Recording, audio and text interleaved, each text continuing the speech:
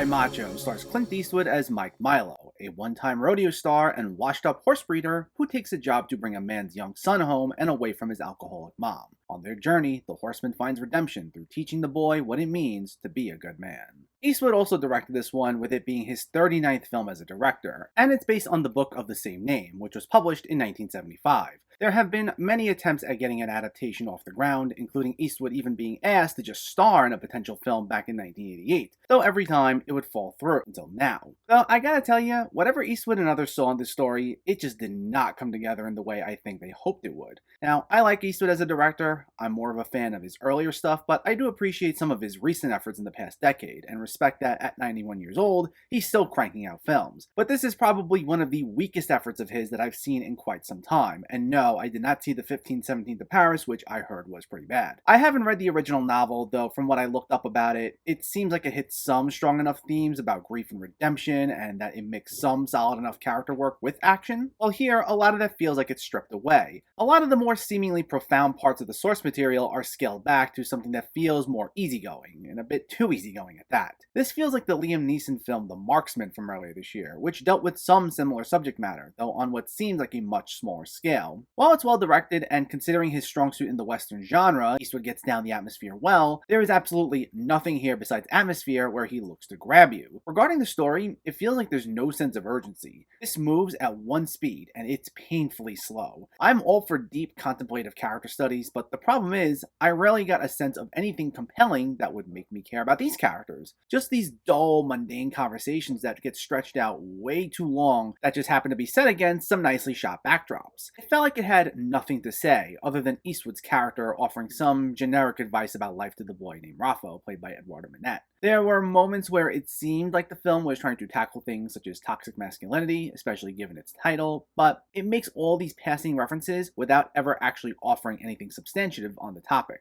What also doesn't help either is that Eastwood himself just does not fit this role. Even if you didn't read the book like myself, it's clear from the details we get that this character is meant to be someone considerably younger than Eastwood is, like in their 50s. He's meant to be someone who's retired early due to an injury and is otherwise physically imposing and can be entrusted with a task like bringing a kid back to his dad and handling some trouble if it arises. I know thematically it does dive a little into the same territory as Eastwood's The Mule, which I did like, along with Gran Torino, which I thought was great, but whereas the circumstances of The Mule make it believable that someone Eastwood's age would do what he does, this movie can't sell that to me. And I don't know why he even bothered giving himself this role where he seems clearly stiff and disinterested the entire time, on top of the fact he had no chemistry with Minette, and it made their conversations feel awkward. It seemed like maybe he wanted to go for a similar dynamic as Gran Torino, where he acted as a mentor figure, but given the bland conversations, lack of depth, and uneven performances, this has nowhere near as much of the emotional impact that film had. Overall, Cry Macho is one of the weakest Eastwood efforts behind the camera I can recall in some time. While Eastwood clearly has an eye for setting the right mood in films, his need to cast himself in a role clearly not meant for him ultimately causes the movie to suffer, as he seems out of place and disinterested the entire time. On top of the fact that there's no sense of urgency and the attempts at character development are painstakingly dull, the long road to getting this book adapted, unfortunately, ends in a dud.